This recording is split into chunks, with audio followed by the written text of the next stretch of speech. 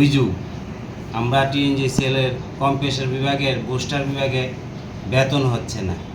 আজকে 8-9 মাস যাবৎ তারা বেতন 7 তারিখ দেওয়ার লাস্ট ডেট, কিন্তু প্রতি মাসেই 9 তারিখ 10 তারিখ হয়ে যায়, আজকে পর্যন্ত এখনও বেতন হয় নাই। এমনকি আমাদের যে টিএনজিসিএল যেই ঠিকাদার রয়েছে তাদেরকে বলে টিএনজিসিএল বিল দিচ্ছে না, আর টিএনজিসিএলকে বলে আমরা দিয়ে দিয়েছি, ওরা দিচ্ছে না।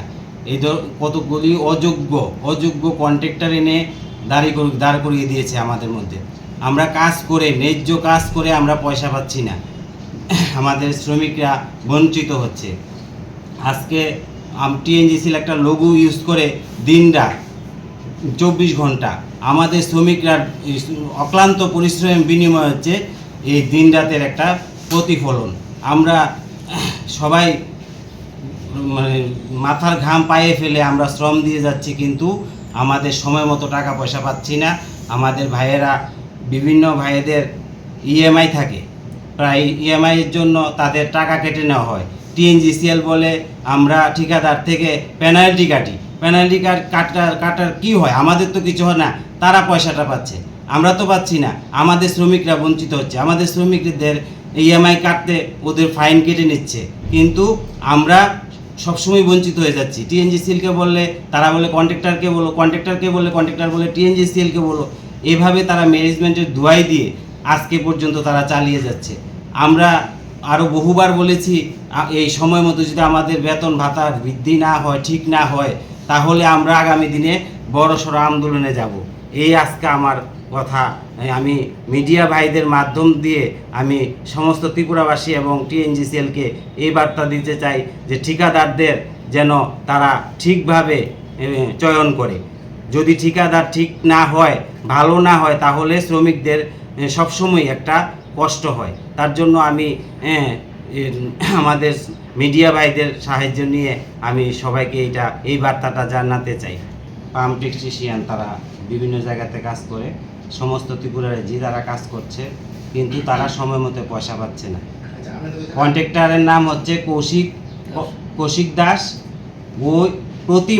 কৌশিক দাস প্রতি মাসে এই শ্রমিকদের বঞ্চনা করে, এবং তার কাছে যদি আমরা কিছু জানাতে যাই আমাদের নামে কেস করে দেয় যে আমরা ওকে মারতে গেছি। এই ধরনের উল্টাপাল্টা কথা বলে আমাদেরকে প্রায়ই হেনস্থা করে। তার জন্য আমরা ওর কাছেও আমরা যেতে পারি না। টিএনজিসিএলকে বললে টিএনজিসিএল বলে কন্ট্রাক্টরের সঙ্গে তোমরা কথা বলো, আর আমরা যখন কন্ট্রাক্টরের সাথে কথা বলতে যাই আমাদের উপর অভিযোগ এনে দেয় যে আমরা ওনাকে টর্চারিং করতে যাচ্ছি, মারধর করতে যাচ্ছি, আমাদের নামে কেস করে দেয়। এত বাজে ওই কন্ট্রাক্টর কৌশিক দাস। এবং আমরা মানে সবসময়ই আমরা টিএনজিসিএলের কীভাবে অগ্রগতি হবে সেটা আমরা চিন্তা করি। আমরা সব শ্রমিকরা মানে এত অক্লান্ত পরিশ্রম করে আমাদের প্রত্যেকটা সিএনজি স্টেশন এবং ওয়েন্ডাম সেক্টর, বাড়ি বাড়ি পাইপলাইন গ্যাস, সবাই এত পরিশ্রম করে আমরা শুধু টিএনজিসিএলের অগ্রগতির জন্য, এবং আমাদের বেতন ভাতা একদম স্বল্প বেতন ভাতা দিয়েও আমরা কাজ করে যাচ্ছি, যেন আমাদের টিএনজিসিএল যেন আরও এগিয়ে নিয়ে যেতে পারি আমরা আগামী দিনে। এটাই আমাদের লক্ষ্য থাকবে, এবং আমাদের শ্রমিকদের যাতে কোনো বঞ্চনা যাতে না হয়, এটাই আমার সব টিএনজিসিএলের কাছে আবেদন থাকবে। এবং আগামী দিনে যদি আমাদের এই আবদারগুলি রক্ষা না করা হয়, আমাদের বেতন ভাতা যদি সময় মতো না দেওয়া হয়, আমরা বড় ধরনের আন্দোলনে যেতে বাধ্য হব। এটা টিএনজিসিএলকে আমরা হুঁশিয়ারি দিতে চাই, যেন আমাদের বেতন ভাতা যেন তারা সঠিকভাবে ঠিকাদার চয়ন করে, যাতে আমাদের এলসিবি ভাইদের নিয়েও বহুত বেতন ভাতা হচ্ছে না, বেতন পাচ্ছে না। 10 তারিখ 12 তারিখ হয়ে যাচ্ছে, এলসিবির ভাইয়েরাও বেতন পাচ্ছে না।